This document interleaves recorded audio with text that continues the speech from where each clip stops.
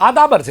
कल मैं आपके यहाँ एक मुद्दा लेकर हाज़िर हुआ था जिसमें मेरी इस मुद्दे की हेडलाइन ये थी कि दावे धरे के धरे रह गए। उसके फॉलोअप में कल मेरी एक बड़े इंतज़ामी अफसर से मुलाकात हुई और इस मुलाकात का मकसद भी यही था कि उस इंतज़ामी अफसर से ये पूछ सकूं कि आया खुसूसन पूरे मुल्क में तो हो रहा है, लेकिन पाकिस्तान के सबसे बड़े शहर कराची में ये गंदम के मसनूई बहरान और आटे की बढ़ती हुई कीमत को किस तरह कंट्रोल किया जा सकता है। उन्होंने कहा कि अब तो नहीं हो सकता।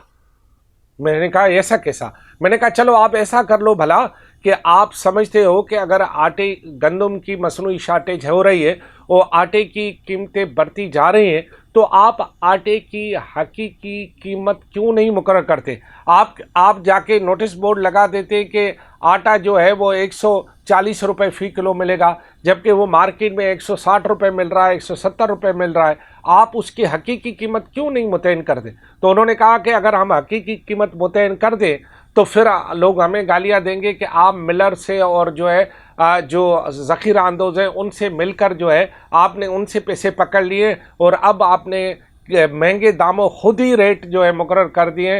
अब तो ये उम्मीद भी ख़त्म हो चली कि इसके रेट कम हो सकते हैं या नहीं, इसीलिए हम रेट वही रखेंगे। और लेकिन उन्होंने ये कहा कि एक सूरत सिर्फ हो सकती है कि आटे की कीमत कम हो सकती है, गंदम की कीमत भी कम आ सकती है। वो सिर्फ ये हो सकता है कि वफाकी सरकार ये ऐलान करे कि हमें इतनी गंदम बाहर से, इतनी गंदम की शार्टेज है, हम बाहर से इतनी गंदम मंगवाने के लिए तैयार हैं और इतने दिनों में ये गंदम आ जाएगी। और जिस दिन वफाकी सरकार ये ऐलान करेगी कि हाँ हम इतने सूबों को, फ़िलहाल सूबे को इतना, फ़िलहाल सूबे को इतना, फ़िलहाल सूबे की इतनी रिक्वायरमेंट है गंदम की, हम बाहर से गंदम मंगवा रहे हैं, और जिस दिन उन्होंने ये गंदम मंगवाने का ऐलान किया उस दिन से बकौल उस सरकारी अफसर के जो कि खासा बाअसर है, उसके ये कि उसके बाद गंदम की कीमतें भी कम हो जाएंगी और आटे की कीमतें गंदम की कीमतों के साथ कम हो जाएंगी। उनका ये मंतक था, उनका ये था कि अब इंतज़ार करने का वफाकी सरकार के उस ऐलान का।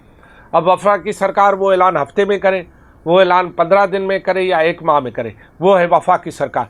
तब तक आवाम के जेबों से अरबों रुपए निकल जाएंगे। इसका मतलब ये है कि जो वाज़े अल्फाज में मैं बता दूं कि सिंध की सरकारी मशीनरी जो कि आटे की कीमतों पर कंट्रोल करने के लिए काम करती है या काम करती रहेगी, उसने हथियार फेंक दिए हैं।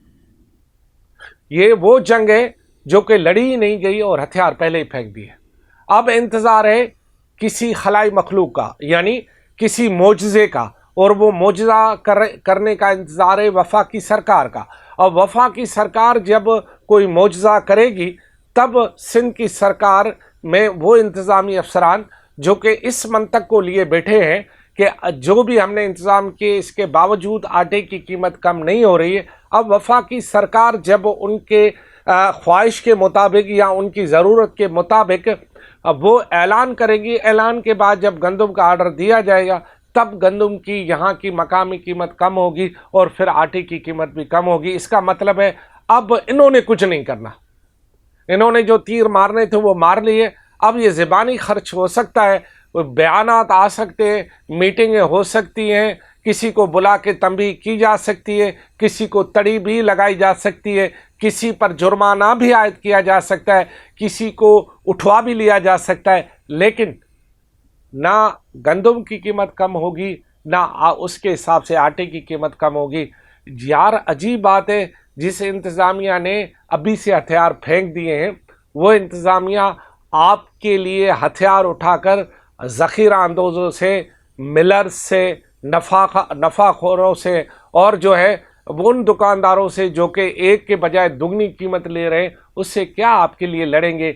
मैं आप और इंतज़ामिया के दरमियान और आवाम के दरमियान मायूसी पैदा नहीं करना चाहता, लेकिन हकीकत ये है कि इन्होंने हथियार फेंक दिए हैं। अब मोजज़े का इंतज़ार है, आप भी करें हम भी करें, तब तक आपकी जेबों से अरबों रुपए निकल जाएंगे। अब मैं तो कुछ नहीं कर सकता, मैं सिर्फ बता सकता हूँ और आप सुन सकते हैं। बाकी करना धरना आवाम को है और इंतज़ामिया को।